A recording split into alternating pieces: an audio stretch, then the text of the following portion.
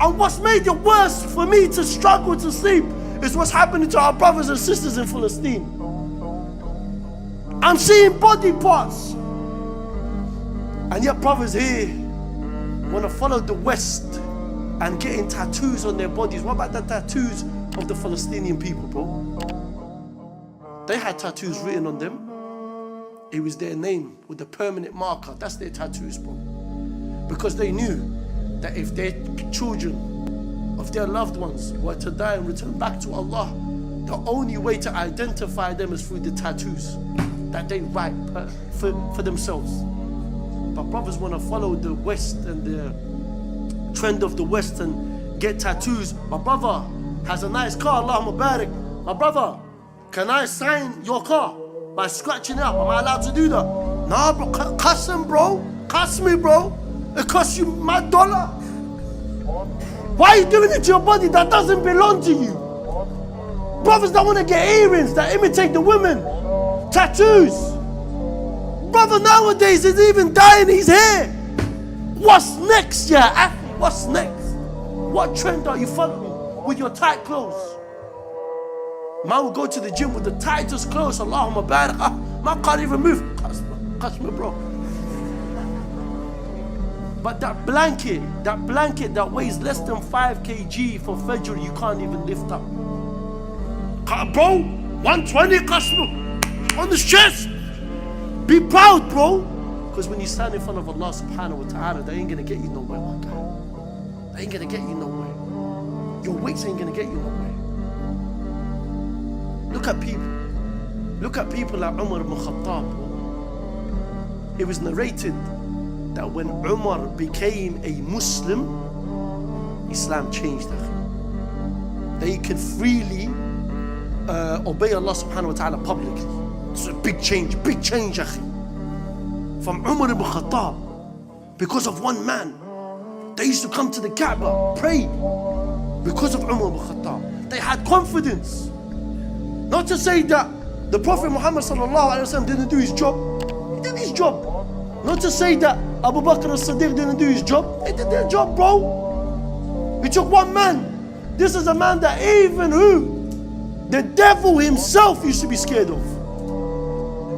Nowadays, brothers are walking with the devil. Allahumma barik, yeah, bro. Man's on barking road. Man's salaming the devil himself. What's next? You conversate with yourself. You conversate with the devil on what you're gonna do next. Yeah, man. Man had the intentions to go and commit zina, or smoke weed, or sell drugs. You're talking to the devil, akhi.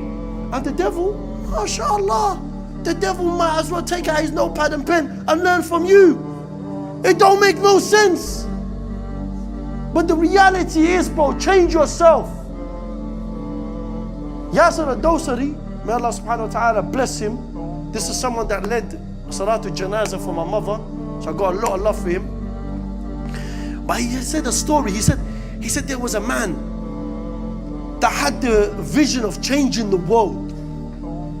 He came to realize he can't even change the world. So what did he do next? He had the vision of changing his country. He comes to realize he can't even change his country.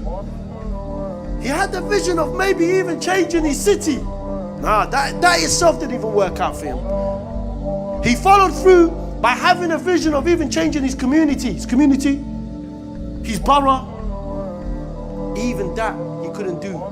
He only came to realize on his deathbed that he should have started from changing within his household. He had big visions, ambition was big. But if you changed your household and how you are inside the household, then you and Allah subhanahu wa ta'ala will use you to change your community, to change your city, to change your country, to change the world, Look what happened to Abu Jahl. He was known to be the Fir'aun of this nation towards the Prophet Muhammad sallallahu alaihi wasallam. And Mashaykh, please correct me on this, inshallah. It took a 13 and a 14-year-old boys to kill him on the battlefield. What's our 13 and 14-year-olds doing today, bro? Discussing what flavor vape to have next. Discussing what trend for them to follow on Instagram and TikTok, and they're doing raqsa, all of this. That's what they're doing, bro. Who do we blame? And I'm sick and tired of uncles with grey beards. And I'm not saying this is your community. Wallahi, I'm not. Don't take it the wrong way. But I've been in masajid where uncles with grey beards, fathers, are blaming the youngsters for their actions. You're the one to blame. Where was you in giving time for the youth? Where was you in educating the youth? Where was you in spending your money on the youth? The youth are crying for help. But the uncles are thinking about themselves. Yeah, man, let's go to chai, wallah, yeah. Let's go and have some chai. Let's go to the caf.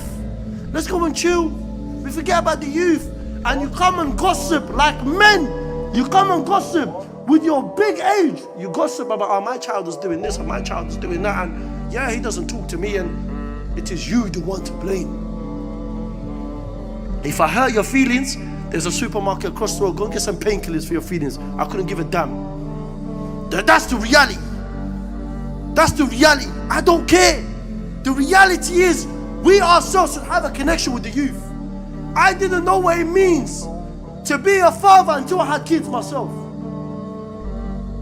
I used to think, oh, mashallah, this is no green card for the youngsters to think that while their fathers are pleasing Allah, while their fathers are going outside to provide and protect for you, it is not right for you to disrespect your parents.